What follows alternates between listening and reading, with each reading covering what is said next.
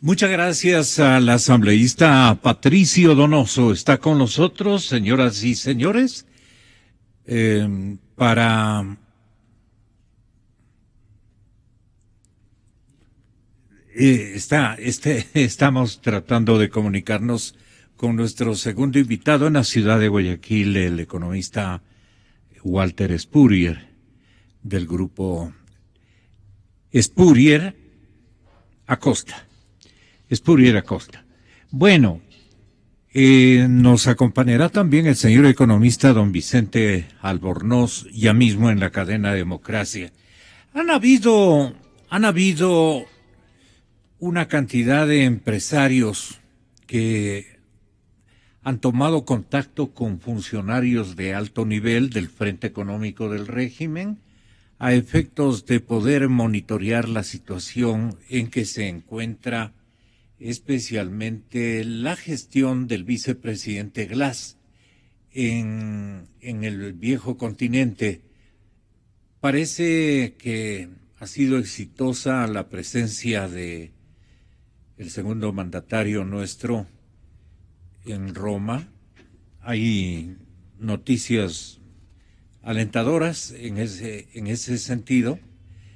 Creo que pasa luego a España o a Alemania. Pero va el señor vicepresidente con buena bandera. Está ya con nosotros el doctor Walter Spurrier. Le saludamos muy cordialmente. Le mencionamos que aquí en Quito está siendo atendido por miles y miles de radio oyentes, don Walter. Y en el estudio buscan concentrarse, y ya lo tenemos aquí, al asambleísta Donoso, y estamos a la expectativa del arribo de Vicente Albornoz, el economista Vicente Albornoz. Yo trataba de definir el objeto de estas reuniones que ha preparado el Frente Económico en paralelo a las gestiones que viene realizando en Europa, al parecer exitosamente, Jorge Glass, vicepresidente constitucional de la República. Pero los empresarios que tienen un listado de quejas de los errores cometidos y además de cifras que preocupan, especialmente en la economía del sector externo, en la parte impositiva.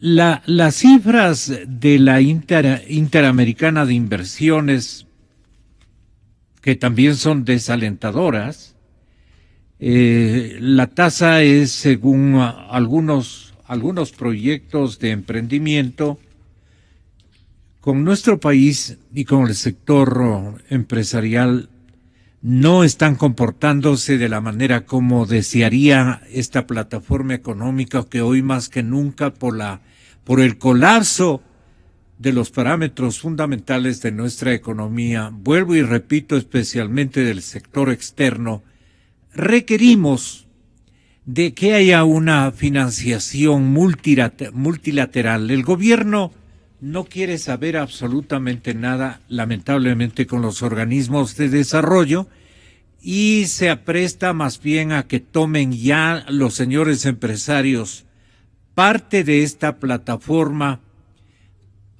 con inversiones propias de ellos. ¿Usted cree que esto va a tener éxito, o qué elementos debe reunir esta convocatoria para que sea el sector privado el que asuma una responsabilidad en momentos en que la economía se nos cae? Don Walter, muy buenos días. Estamos para atenderle.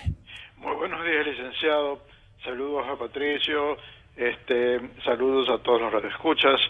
Ya los saludaré a Vicente cuando llegue.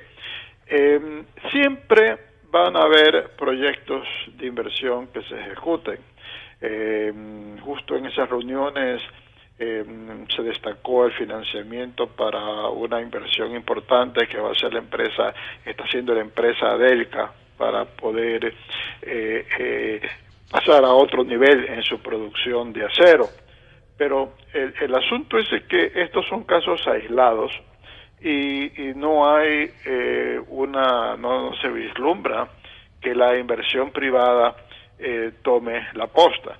Si vemos las propias previsiones del gobierno nacional, en los recientes datos que ha dado del comportamiento de la economía, indica que la formación de capital, esto es la inversión dura, de verdadera inversión, en el año 2015, incluyendo sector público y privado, cayó en 5,9%.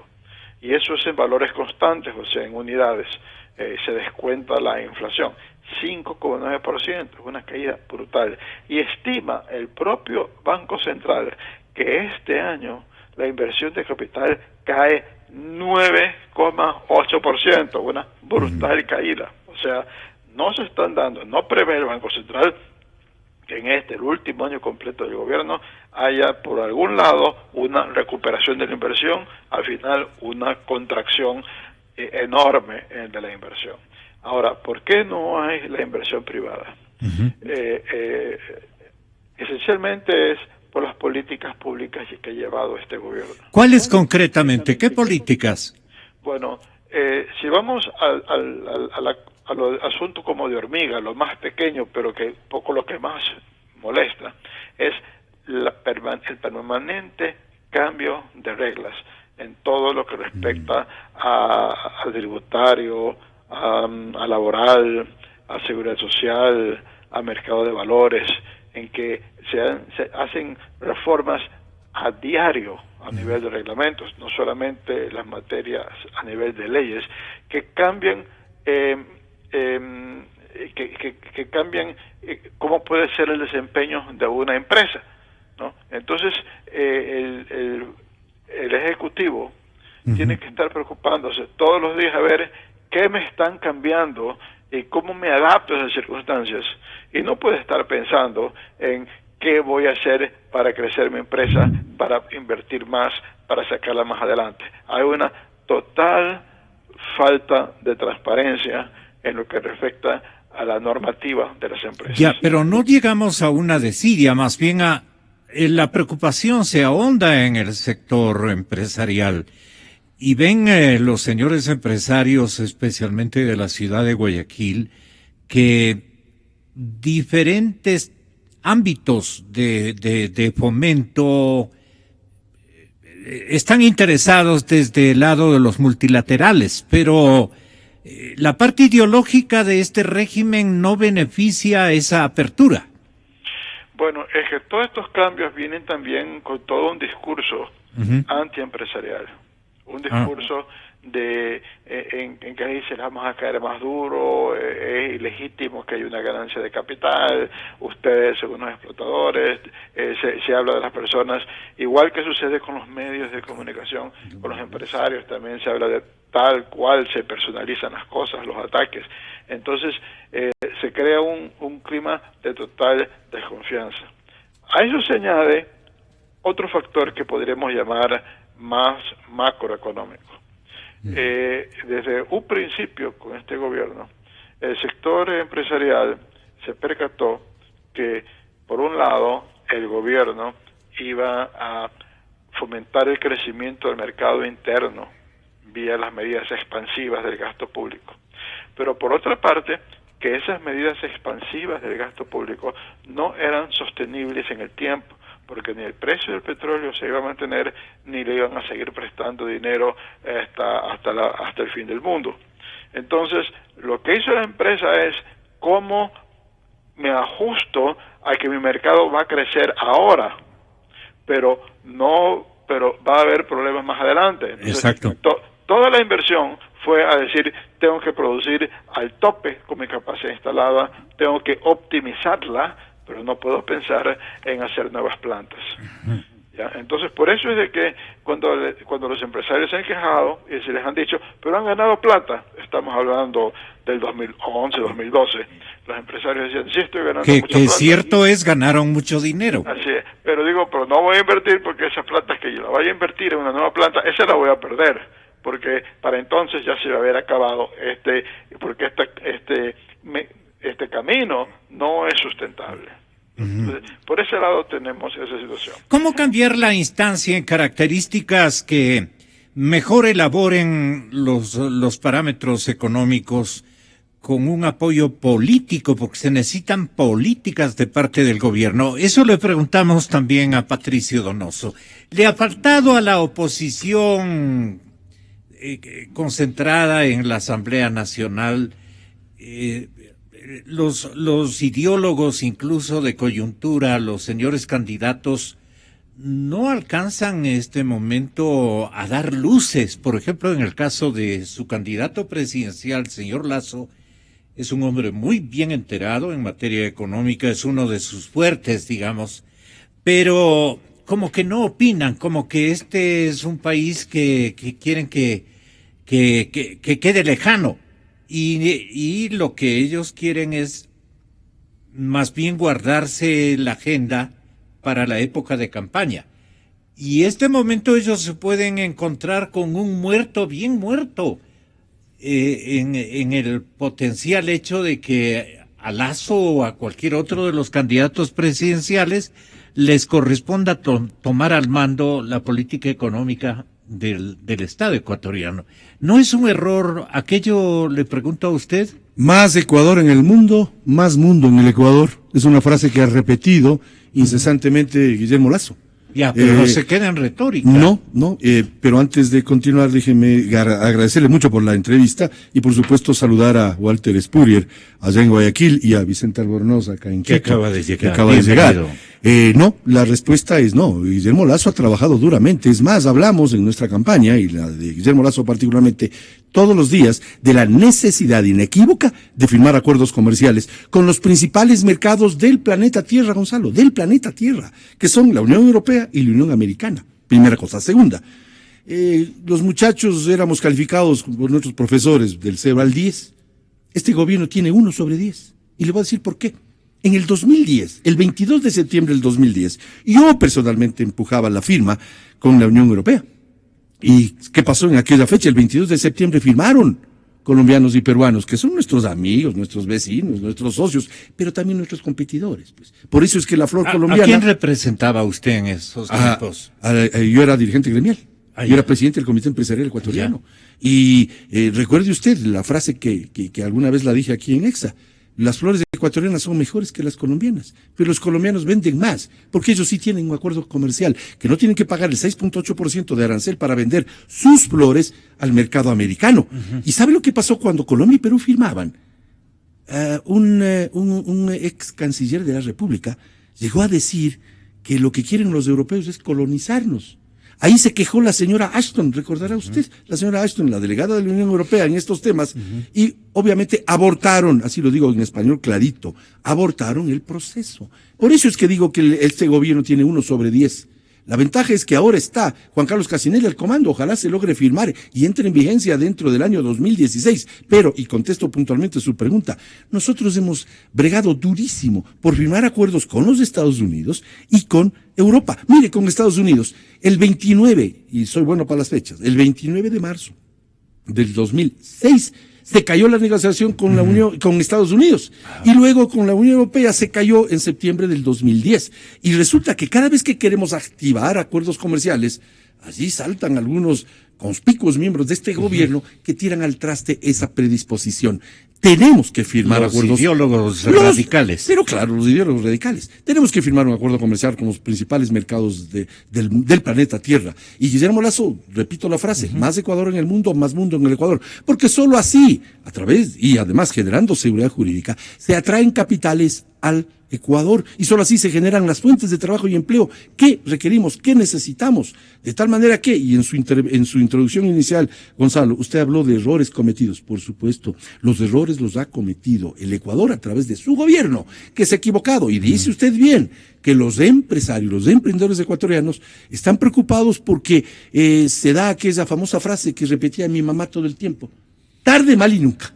tarde, mal y nunca. Y resulta que ahora estamos a poquísimas semanas de concluir el año 2016 y no tenemos un acuerdo comercial que nuestros vecinos lo tienen desde hace rato y que ha procurado para ellos la generación del empleo productivo. Mire, la sola suscripción de este acuerdo por parte del Perú trajo un crecimiento económico e inversiones al Perú extraordinarias. La Sony está ahora invirtiendo en el Perú, no para venderle a los peruanos solamente los televisores, sino al mundo entero, al mercado americano. Así es. De tal manera que aquí sí debo decirlo con frontalidad.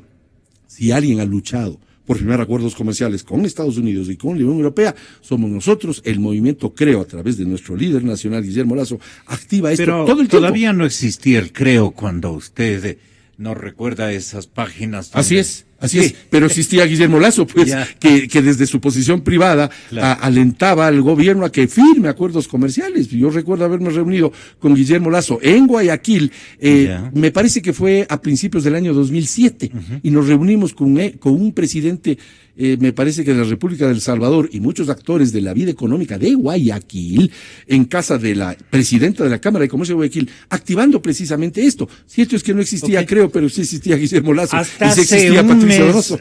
Economista Vicente Albornoz, hasta hace un mes, incluso creo que es menos de un mes, nadie intentaba desde el sector empresarial opinar porque recibía un flechazo muy agresivo de parte de los actores del sector gubernamental. Opinar que había que cambiar algo merecía rápidamente una réplica no tan cordial de parte de los agentes de gobierno, de los portavoces gubernamentales en materia económica y de emprendimientos. Ahora da la impresión de que han resuelto que vayan los empresarios a salvar el botecito que este instante está a flote ya porque Dios es grande. Está haciendo agua, efectivamente. Entonces, ¿qué ha ocurrido para que el gobierno cambie de opinión? El gobierno correísta cambie de opinión y le convoque de alguna manera al sector empresarial a hacerse cargo de algo que aparece, vuelvo y repito, un muerto en vida. Bueno, la economía, ¿cómo está? ¿Hacia dónde apunta en términos trágicos? Para medio respaldar mi prejuicio. Usted me conoce, Gonzalo, yo solo vivo con cifras, ¿no? Yo soy el fanático de las cifras económicas. Por eso le consulto, claro que sí. Mira, yo quiero empezar así con Quiero que tenga la bondad de saludar con Walter Spurrier, que está escuchándole en la ciudad de Guayaquil. Con Walter, un saludo cordial, con Patricio un saludo cordial y obviamente con todos sus oyentes. Mira, yo quiero empezar con un dato que es medio histórico, ¿no? El Ecuador, el tamaño del Ecuador, que es un país lindísimo, lleno de gente valiosa, con una biodiversidad espectacular, pero somos una economía chiquita. O sea, no hay nada que hacer, es cuestión de números, hay que ver qué tamaño tiene la economía del Ecuador en el mundo. Casi exactamente la economía del Ecuador en el mundo representa 1/1000. O sea, si usted divide la economía del mundo en 1000, 1/1000 es el Ecuador. Entonces, ¿qué significa eso? Eso hay como verlo desde el lado pesimista o desde el lado optimista. Ajá. El lado pesimista es, qué chiquitos somos. Pero el lado optimista es, fíjese, más allá de nuestras fronteras, más allá del Carchi y del Macará, digamos, están 999 veces el Ecuador listos para comprarnos cosas. Y eso es algo interesantísimo. O sea, podríamos sentarnos a llorar que somos chiquitos o sentarnos a festejar que hay un montón de gente, 999 veces más de los que estamos aquí, están afuera, no personas, sino capacidad de compra en realidad, listos para comprar nuestros productos. Y si usted ve la historia del Ecuador, somos un país con un gran enfoque hacia el exterior. ¿De dónde han venido los grandes booms económicos? En la misma colonia ya tuvimos el primer boom de los textiles que vendíamos, dentro del mismo imperio español, pero vendíamos al Perú, a Potosí, eso. Después, al fines de la colonia tuvimos el primer boom del cacao. Después, ya en la República tuvimos el gran boom del cacao a fines del siglo XIX, comienzos del XX. Después hemos tenido el boom bananero. Después tuvimos, uno ve dónde están las empresas que han crecido, que han generado empleo. Flores, brócoli, camarones, obviamente petróleo. ¿Y qué tienen en común todas las cosas que he nombrado? Son cosas que se exportan. Entonces, el Ecuador ante el mundo es bueno. El Ecuador comparado con el resto del mundo es bueno, no en todo, evidentemente. No creo que seamos los mejores produciendo reactores nucleares, evidentemente no, pero sí produciendo otras cosas somos bastante buenos. Entonces, no hay que tenerle miedo al mundo. Bien. El mundo en general ha sido bueno con el Ecuador en el sentido de que nos ha comprado muchas de las cosas que hemos podido producir. ¿Por qué los vecinos están mejor? Porque ahí no tienen un gobierno que ha venido predicando durante años no al libre mercado, no al mercado, no a la empresa privada, no al mundo, no a la integración económica. Vámonos por la integración política con los países del ALBA que no compran nada. Entonces, si usted tiene, es que eso es lo que hemos tenido, un gobierno que ha predicado eso. Un discurso antiempresarial. Un discurso antimercado, un discurso antiproducción. Entonces, claro, es como que usted, no sé, pues a un niño le diga, no comas chocolate, no comas chocolate, no comas chocolate, y de golpe le diga, come un chocolate. Le asusta. Entonces tenemos un gobierno que ha dicho no a los mercados, no a la integración internacional, no a los tratados de libre comercio. Muchísima de la gente que está en el gobierno actual se opuso al TLC con Estados Unidos, que lo que iba a hacer es abrirle al Ecuador el mercado más grande del mundo. Bueno, el segundo más grande de Europa es más grande, pero digamos el país, como país único es más grande Estados Unidos. El mercado más grande de un solo país le iba a abrir al Ecuador. ¿Y cuál iba a ser el problema de eso? Íbamos a poder importar cosas de Estados Unidos más baratas para que se beneficien los consumidores ecuatorianos.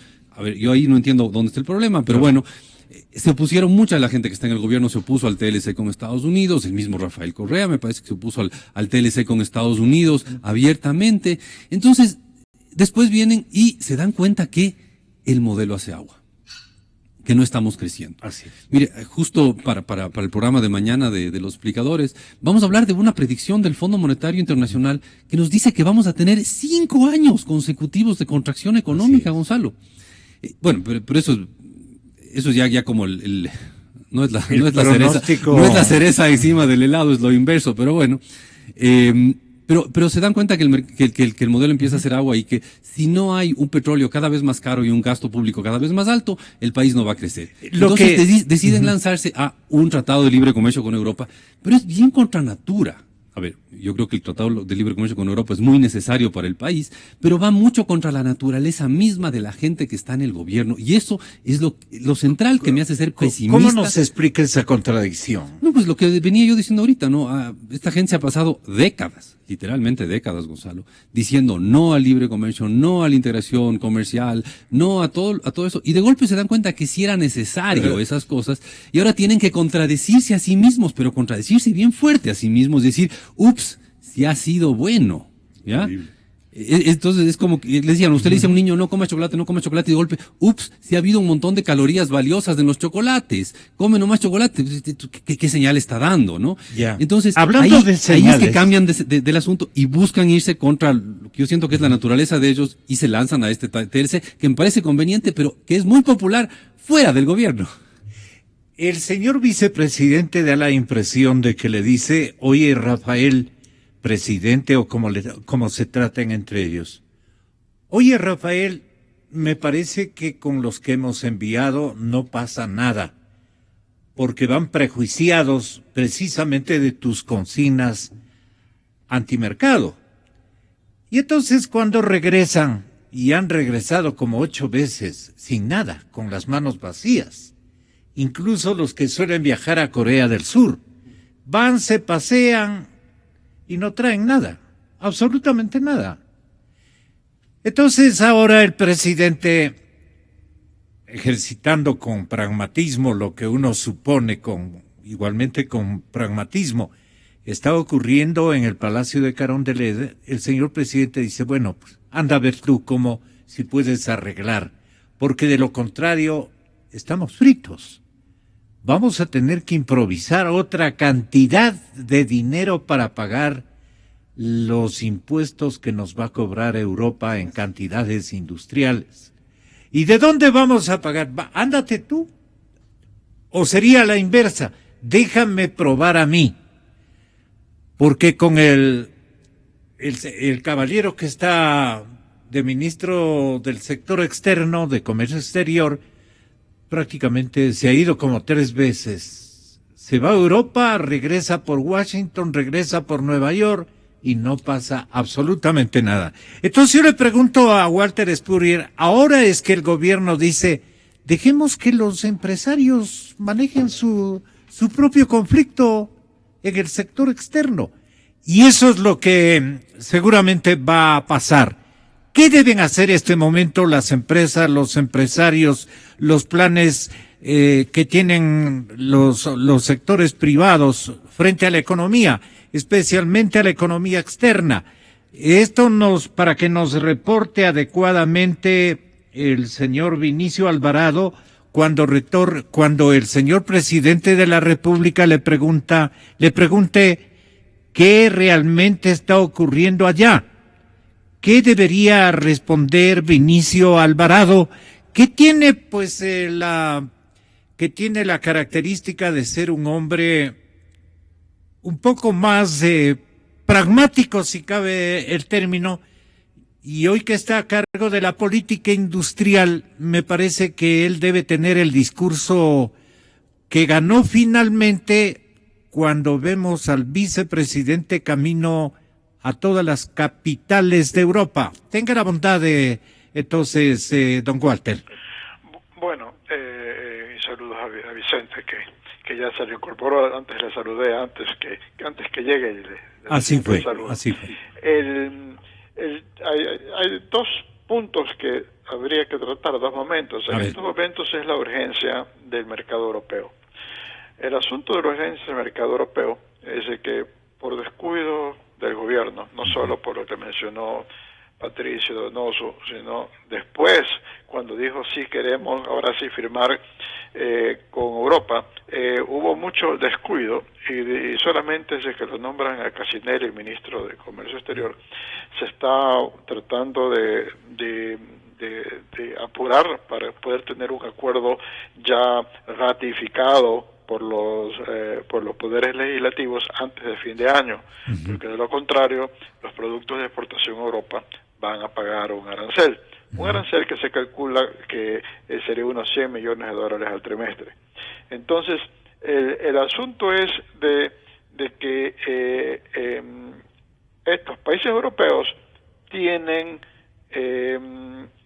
observaciones sobre las medidas que ha tomado el Ecuador y están esperando que el Ecuador resuelva sus observaciones y para poder dar paso a que el acuerdo se firme, que se apruebe primero por el ente europeo y que se firme. Y si bien Casinelli se esfuerza en eso, él requiere el apoyo de otras instancias del gobierno que tienen que aprobar esas medidas. Por ejemplo, yo creo que la salvaguardia es una barrera a que Europa apruebe el contrato, porque dicen: oye, ustedes lo renovaron por un año, el precio del petróleo se ha recuperado, las exportaciones ya tienen superávit comercial y nosotros no podemos venderles a ustedes porque tienen salvaguardias y porque ponen cupos, por ejemplo, para los automóviles, que es a lo que les interesa a los europeos. Ponen cupos por los automóviles el día que se abren los cupos para el trimestre. Una o dos empresas se llevan todos los cupos ese mismo día en cuestión de minutos. Nosotros ya no podemos exportar carros al Ecuador y se supone que ustedes están abriendo y al contrario se están cerrando. Entonces él tiene que resolver una serie de estos problemas y no se están resolviendo. Yo supongo que hay una buena posibilidad que en estos días nos anuncien una retirada, aunque sea parcial, de las salvaguardias, sea en los rubros afectados por la salvaguardia, o sea en términos de los plazos en que se las va a eliminar. ¿Ha fallado el señor presidente en la selección de cuadros contertulios de los ministros europeos? Bueno, lo que sucede, sí, yo pienso que hubo muy pocos avances con el ministro anterior. Por ejemplo. Que no hubo muy pocos avances. Y luego lo que sucede es que tiene distintos grupos dentro del gobierno que no todos están en la misma página. Claro. Casinelli también contaba cachos a las legisladoras un buen tiempo y estaba desentrenado, ¿no? Sí. Bueno, pero él, en todo caso, con su entrenamiento de abogado, él se ha puesto al objetivo de sacar las cosas adelante. Yo pienso que sí se ha avanzado bastante, pero va a Europa a negociar con los con sus pares europeos, y va el canciller a hablar en contra de los acuerdos comerciales en una conferencia en Londres. Entonces, realmente, ¿qué mensaje cruzado es ese, ¿no? Así es. Entonces, y luego... Entonces, pero usted abriga esperanzas del señor vicepresidente alcance el consenso que se necesita a los gobiernos europeos, ¿no? Yo creo que solamente si el vicepresidente está yendo porque ya se han aprobado los cambios en cosas como la salvaguardia, como la propiedad intelectual, como los cupos de los automóviles, una serie de cosas puntuales, porque distintos gobiernos tienen distintas preocupaciones. Si es que ya se resuelve tomar esas medidas ahora que satisfagan esas demandas de los europeos, creo yo que es posible. Sí, no si vuelve con una lista de enmiendas que exigen los europeos de nuevo, es una pasadera de tiempo y el plazo ya se cumple. Bueno, ya se sabe lo que piden los europeos, no van a pedir nada adicional, ya todo eso se sabe. La cuestión es las decisiones internas. Entonces, justamente después que a los 2 días de lo que hubo en agosto, hacia fines de agosto, una reunión con los europeos, donde se suponía que los europeos se iban a plantear sus objeciones, y que Cassinelli pensaba de que ya le iban a decir, la verdad es que ya estamos satisfechos con los avances que usted ha hecho. No se dijo que todo había marchado satisfactoriamente, pero justamente 2 días después el presidente comienza a decir, bueno, si no tenemos el acuerdo vigente para fin de año, vamos a financiar, vamos a devolverle los impuestos que están pagando a Europa. O sea, ya eso suena a que el gobierno comienza a pensar que no va a poder cumplir con esa promesa. Entonces les dice, sí, yo les voy a compensar para que no tengan problemas, porque ahora el exportador ecuatoriano le están pidiendo, probablemente le van a pedir a partir del 1 de octubre que se negocien los contratos con los compradores europeos, que incluyen una cláusula que diga si cualquier aumento en el arancel lo cubrirá el vendedor. Eso quiere decir que el atunero, que ahora tiene 0 arancel, va a tener que asumir 24% de arancel. Y en menor grado eso va a pasar con flores, camarón, con todos los productos. Entonces, el gobierno dice, no se preocupe, yo les doy la plata. Pero los exportadores dicen, sí, pero lo mismo nos dijo en abril del año pasado, que nos iba a devolver los impuestos como se hacen en otros países, y no nos han devuelto los impuestos, el drawback. Entonces dice, ¿cómo puedo creerle? Entonces, si yo firmo eso y no está de acuerdo y usted no me compensa, yo no tengo cómo pagar y quiebro. Pero si entonces yo, por prudente, no firmo el acuerdo, el europeo mira a otras partes y dice, el atunero va a mirar a las Filipinas, que ya tiene ventajas tributarias, el que compra flores va a mirar a Colombia o a los países africanos, y vamos a perder los mercados a Europa. Entonces, cuando ya haya un acuerdo, tenemos que tratar de recuperar lo perdido. Entonces, realmente el manejo en la parte de Europa ha sido muy deficiente, y a última hora se está tratando de resolver lo que debió haberse resuelto años atrás. Entonces, ese es el asunto inmediato. El otro asunto en general es que el gobierno ha subido enormemente los costos de producción en el país, y eso cuando estamos hablando del mercado de exportación, eso es tremendo. Por ejemplo, en el caso del banano, que sigue siendo nuestro principal rubro de exportación, el Ecuador está perdiendo el mercado con Guatemala. Pues Guatemala ahora antes no nos podía ganar el mercado americano porque teníamos menores costos de producción. Ahora no, ahora ya entonces en Estados Unidos cada vez nos compra menos y nos compra Guatemala. En el caso del camarón, nosotros teníamos como principal mercado el mercado de colas de camarón en Estados Unidos, pero resulta que ese pequeño trabajo de pelar el camarón para vender las colas, ya resulta que en Ecuador es más caro que en otras partes. Entonces estamos perdiendo rápidamente el mercado de Estados Unidos, y en cambio le exportamos a Vietnam. Es decir, ¿y cómo si Vietnam compra tanto? Vietnam es el principal exportador de camarón del mundo, pero compra el camarón ecuatoriano y lo exporta a la China. Entonces, nosotros estamos perdiendo el mercado americano en nuestros 2 principales rubros de exportación, los 2 más grandes. Entonces, ese es otro asunto que el problema el gobierno tiene que atacar, es decir, ¿por qué los costos exportadores son tan grandes? ¿Qué puedo hacer yo para reducir esos costos para que sean competitivos? Entonces, cuando viene, y lo que acaba de decir Vicente, de 5 años de recesión económica, que predice el Banco Mundial, lo que está diciendo el Banco Mundial, el Fondo Monetario, es decir, el Ecuador no va a resolver este problema y va a tomar 5 años hasta que por una baja inflación en el Ecuador y recesión se logre equiparar con los precios de los demás países, y solo entonces podrá modestamente comenzar a crecer de nuevo. Entonces, ese es un problema que tiene que atenderse ya. Este gobierno no lo ha atendido, pero yo pienso que cualquier gobierno que suba, aunque sea de Alianza País, va a tener que atenderlo, porque no podemos pensar que el próximo gobierno, en función de lo que dice el Fondo Monetario, el próximo gobierno se contente de decir, ha estado 4 años en el poder y en los 4 años la economía se ha contraído. Eso no, ningún presidente va a querer eso. Patricio Donoso. Sí, con respecto al famoso drawback, Walter, y esta es la verdad. ¿Se acuerdan ustedes del apellido Snowden?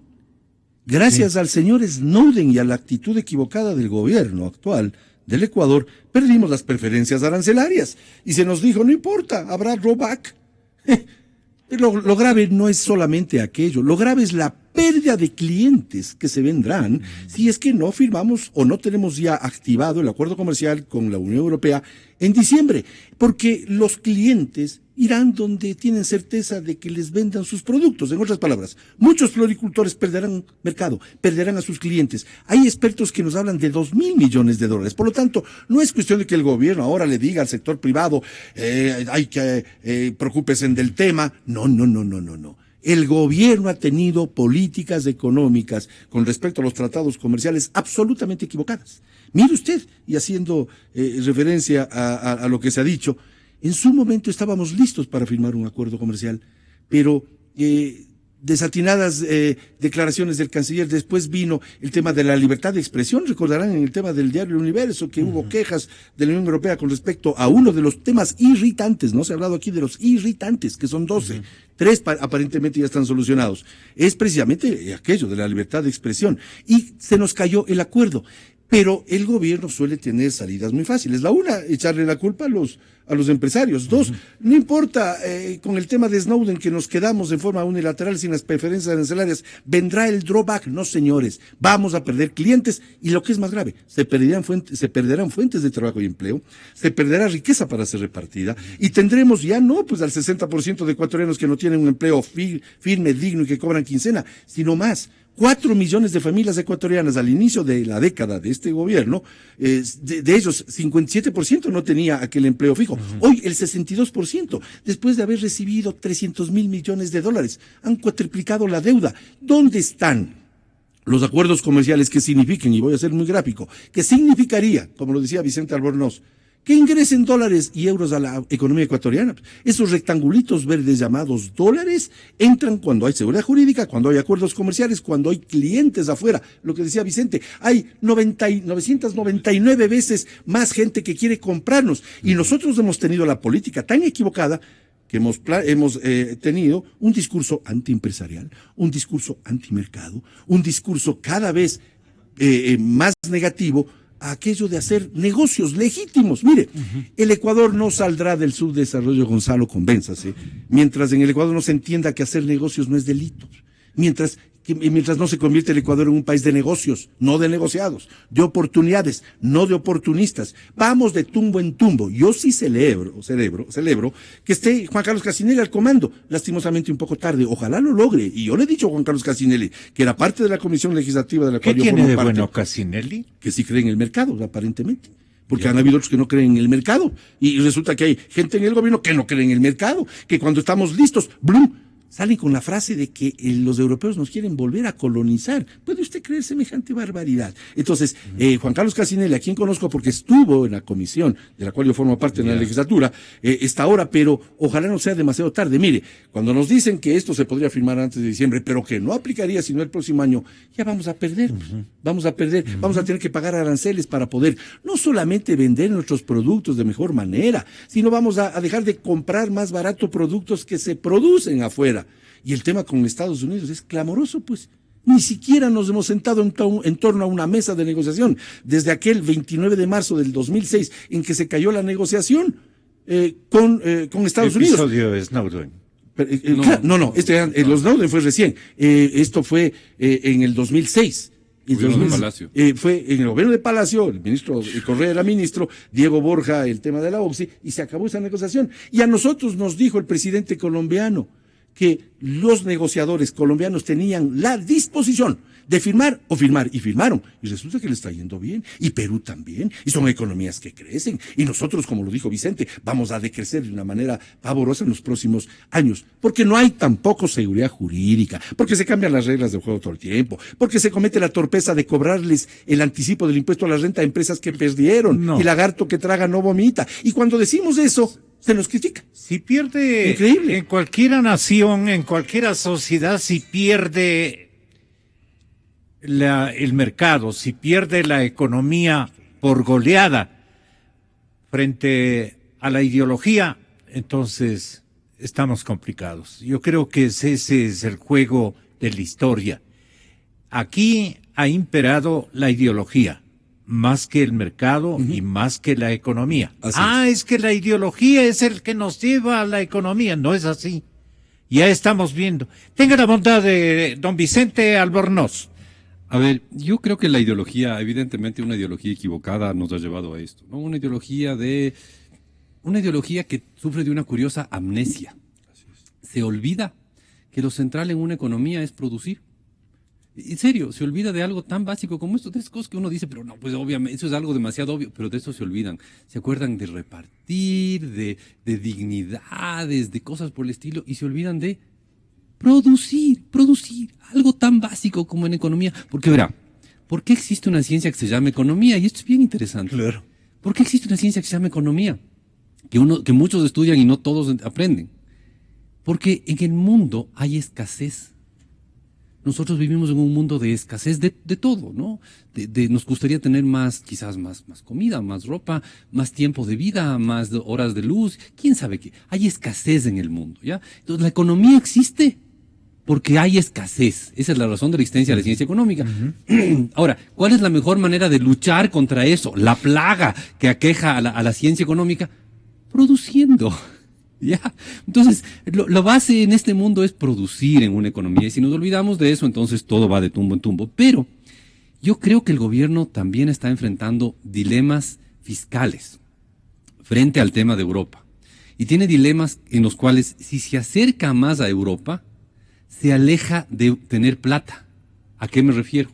Acercarse a Europa significaría, por ejemplo, bajar las sobretasas de las salvaguardias, ¿no? Ya.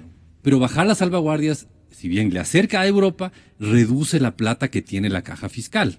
Y al reducir la plata que tiene la caja fiscal, le da menos dinero para gastar. Y no se olvide, Gonzalo, estamos creo que a 1150 días de las elecciones. Y pierde las elecciones, exactamente. Exacto. Entonces el dilema es bien complicado para el gobierno, porque este es un gobierno que tiene un muy bien desarrollado instinto político, ¿no?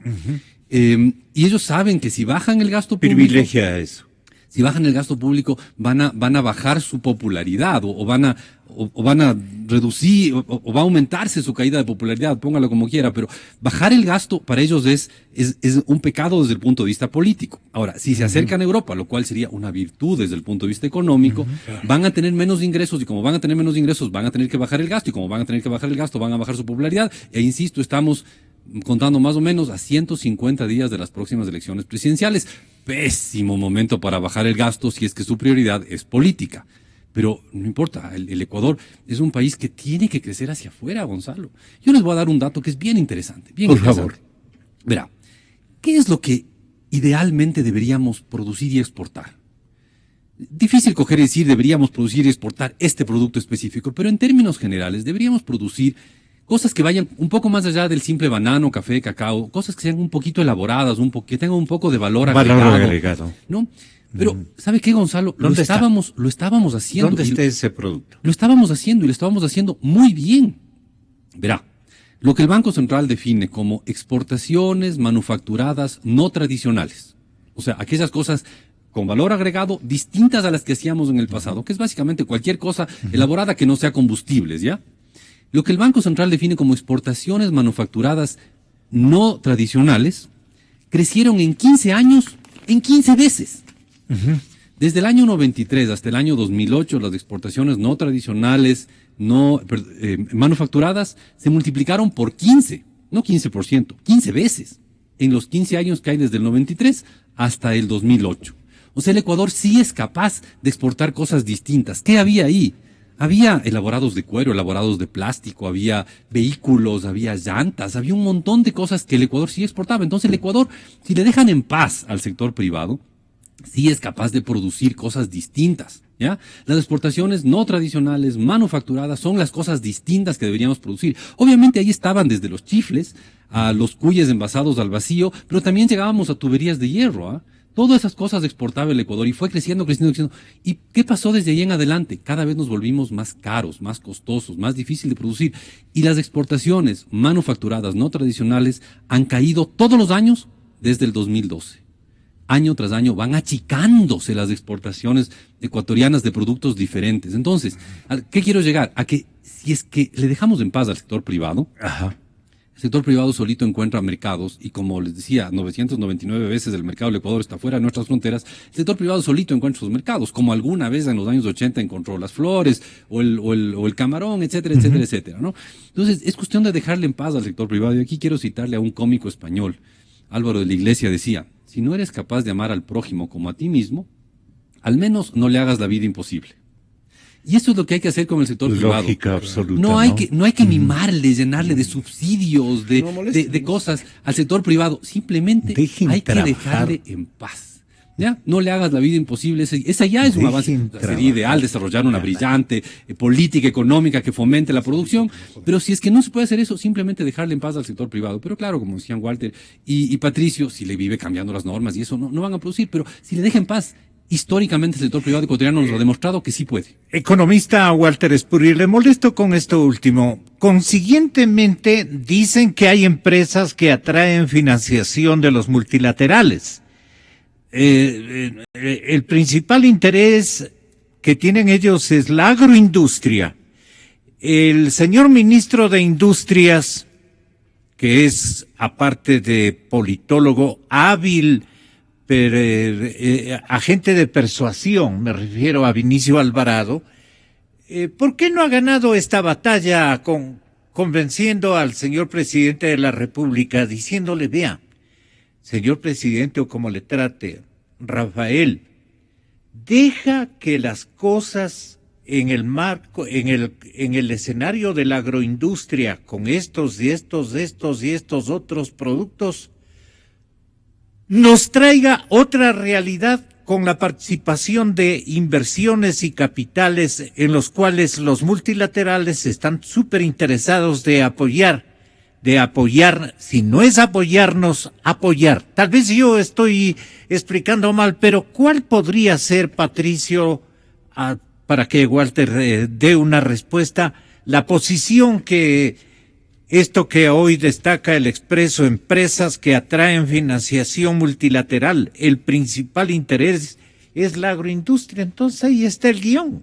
El Estado debería encargarse de producir el ambiente expedito e idóneo para que la empresa privada trabaje y vuelva a ser el motor del desarrollo. En otras palabras, que no molesten. Mire, el Ecuador, y me tomo 30 segundos, el Ecuador es el único país de la costa oeste del Pacífico que no tiene un acuerdo comercial ni con Europa ni con Estados Unidos. Hasta el comandante Ortega de Nicaragua, mi estimado Gonzalo, tiene un acuerdo comercial con los Estados Unidos. Y nosotros, que estamos pletóricos de economistas que han ganado premio Nobel de Economía, resulta que somos los únicos inteligentes, porque los demás son los bobos del continente que no hemos firmado un acuerdo comercial. Esta ironía me da que pensar, en respuesta a su pregunta, que ya basta, ya es hora de que el Estado ecuatoriano, el Estado como tal, ahora es este gobierno y el próximo deberá ser diferente, déjele trabajar al sector privado, no le cambie las reglas del juego todo el tiempo, no se mande 26 reformas tributarias, no cambie las reglas del juego todo el tiempo, no tenga un discurso antiempresarial, y no trate mal, pues, por supuesto, a quien piensa diferente, porque nadie invierte en un país donde no hay libertad de expresión, donde no se pueda decir lo que uno cree, donde uno no se pueda quejar porque le clavaron un impuesto injusto. Usted termina el programa, Walter. Sí, preguntaba al licenciado por qué Vinicio Alvarado incide. No ha insistido en esto. Aquí nuevamente es la cuestión ideológica.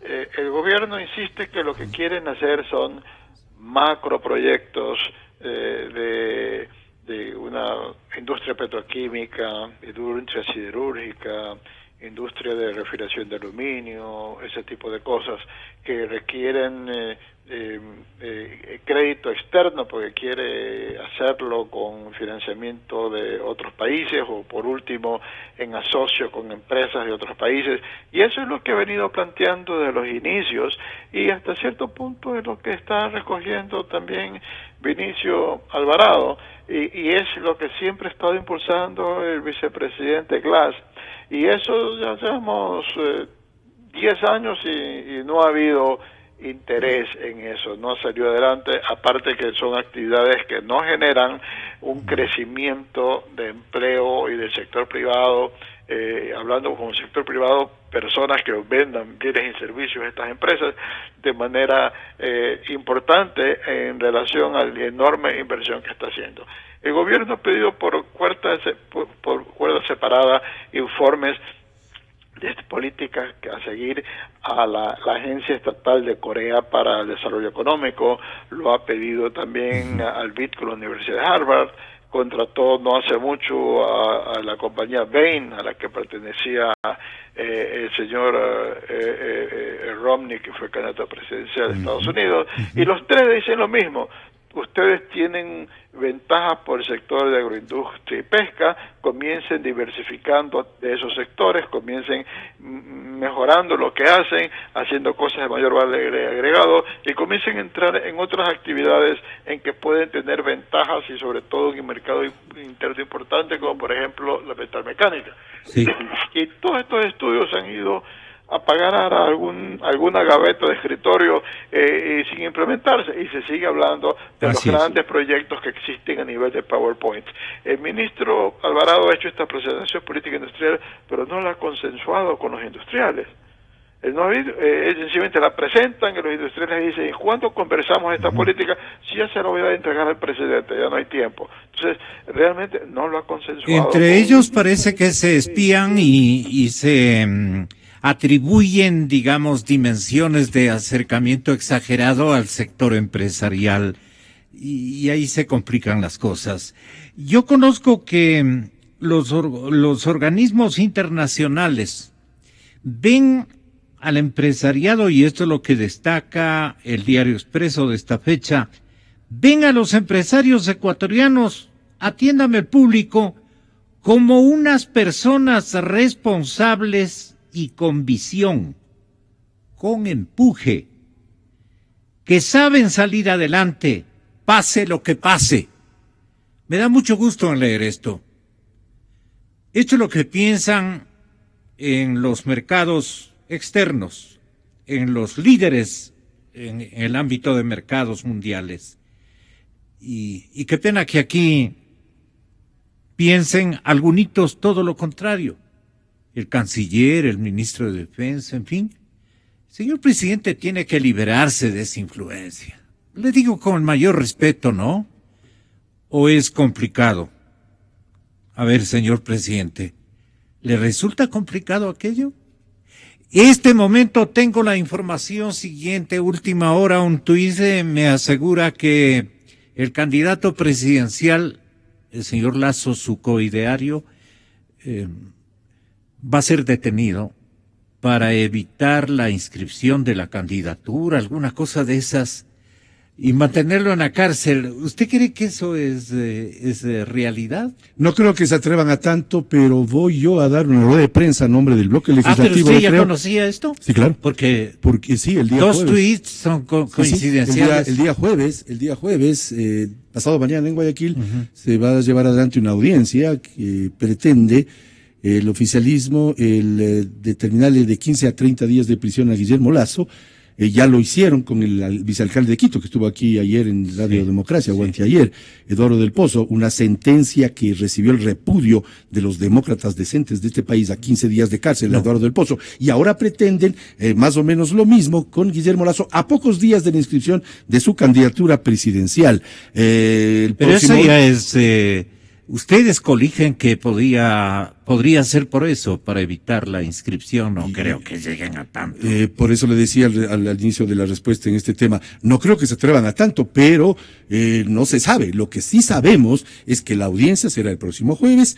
Quieren meterlo preso de 15 a 30 días. Nosotros vamos a rechazar esto. El bloque legislativo de Creo en pocos minutos va a dar... campaña gratuita. Es posible que sí, pero es que la decencia debe prevalecer, Gonzalo. No es posible que esta especie de cortina de humo para desatenderse del gravísimo desempleo y la gravísima situación económica haga que por allí le quieran meter preso de 15 a 30 días al líder nacional de la oposición, porque todos sabemos, el país lo sabe, que es el más opcionado para ganarle al correísmo en las próximas elecciones. Voy a dar rueda de prensa en pocos minutos a nombre del bloque legislativo de Creo y de la dirigencia de Pichincha a fin de rechazar esta pretensión. ¿Y usted va a denunciar en la rueda de prensa? Yo voy a dar la rueda de prensa. En los próximos minutos. En 20 minutos. ¿Ya? ¿En el Dalcarton? Así es, en el Hotel Dalcarton está convocada toda la prensa. Vamos a decir claramente el que rechazamos esta pretensión y además nos solidarizamos con Guillermo Lasso, que es un hombre decente que no merece ser tratado así por el oficialismo. Muchísimas gracias, Gonzalo. Estamos enviando a un reportero. Muchas gracias. 9:44 de la mañana.